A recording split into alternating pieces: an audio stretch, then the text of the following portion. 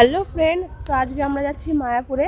মা ওরা সবাই যাচ্ছে, তো ওরা সবাই দেখো মা যাচ্ছে, মা আর কি টোটো করে যাবে, মা জেঠিমা ওরা সবাই টোটো করে যাবে। আর টোটোতে যাচ্ছে আর কি আমার একটা বান্ধবী, মানে ফেসবুক ফ্রেন্ড আর কি, ফেসবুকে যে পরিচয় হয়েছিল, ওরাও যাচ্ছে, আমরা তো একসাথে যাচ্ছি। আর এখানে আমরা যাচ্ছি স্কুটিতে, আর আমার দেওর যা ওরাও স্কুটিতে যাচ্ছে। তো আমরা দেখো নবদ্বীপ এখন যাচ্ছি, আমরা চলে এসেছি প্রায় নবদ্বীপের কাছে। এটা হচ্ছে কি পরমাতলা।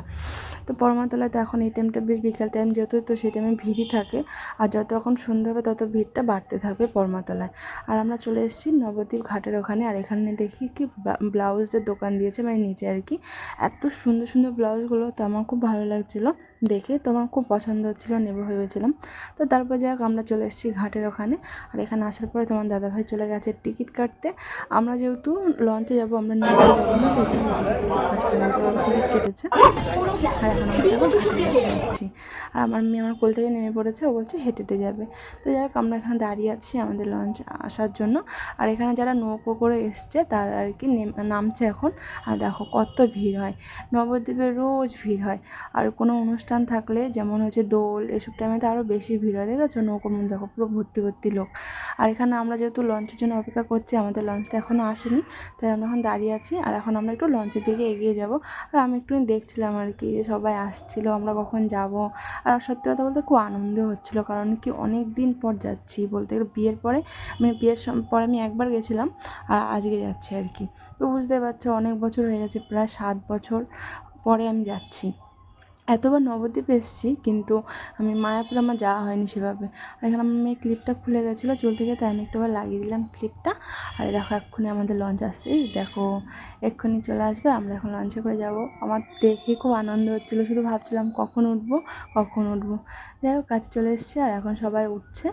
এখানে সামনে আমার দেওর যা রয়েছে ওরা সবাই উঠবে। আর এখনও যেহেতু লঞ্চে থেকে কেউ নামেনি, তাই আর কি আমরা উঠছি না, ওরা আগে নেমে নেবে তারপর আমরা উঠবো। আর দেখো সবাই নেমে গেছে, আর এখানে সবাই উঠছিল, তো আমরাও লঞ্চে উঠে পড়েছি। আর দেখো সবাই বসে পড়েছে। লঞ্চে একটু ভিড়টা কমই হয়, বেশি নৌকোতে ভিড়টা থাকে।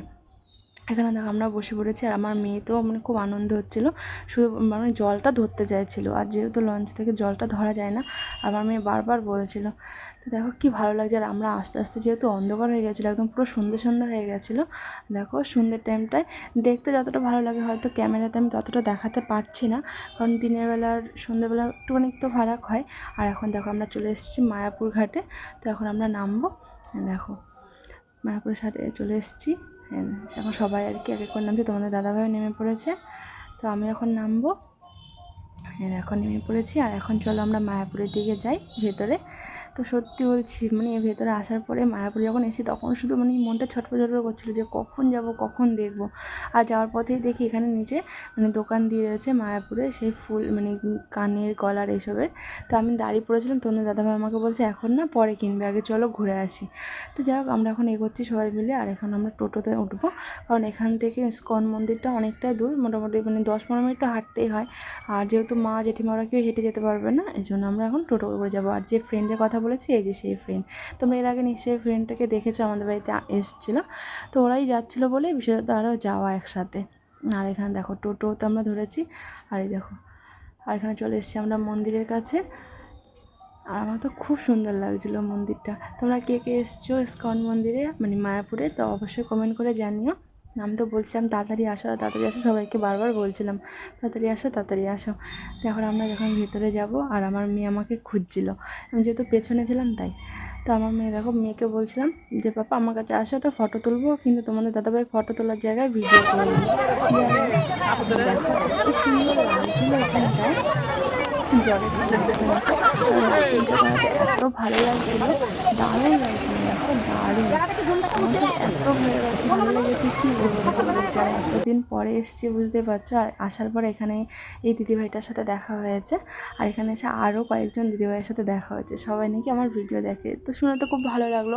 আর আমি ভাবতেও পারিনি যে এখানে এসে দেখা হবে সবার সাথে, সবাই আমার ভিডিও দেখে, শুনে খুব ভালো লেগেছে। আর এখানে আমরা সবাই একটুখানি বসে রয়েছি।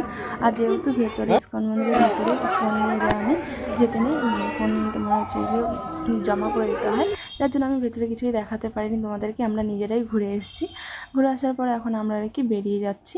আর এখানে আমার মেয়ে দেখো ওর বাবার কোলে উঠে পড়েছে কাঁধে, বলছে কাঁধ থেকে নামবে না। যাই হোক, বেশ ভালোই লেগেছে। এতদিন পরে এসে তো এত খুশি হয়েছি আমি, খুব খুব ভালো লেগেছে। কিন্তু তোমাদেরকে ভেতরটা আমি দেখাতে পারিনি, তার জন্য একটু খারাপ লাগছিলো। কিন্তু কী করবো বলো, তোমাদেরকে এসে দেখতে হবে। যারা তো আজকের মতো আমাদের দেখা হয়ে গেছে ইস্কন মন্দির। তো এখন আমরা দেখো বেরিয়ে যাচ্ছি সবাই মিলে। তো এখন আমরা টোটোতে উঠে পড়েছি, কারণ এখন আমরা যাব সে আবার মায়াপুর ঘাটে। আমরা টোটোতে আছি, আর দেখো সেই আমরা চলে এসেছি লঞ্চে।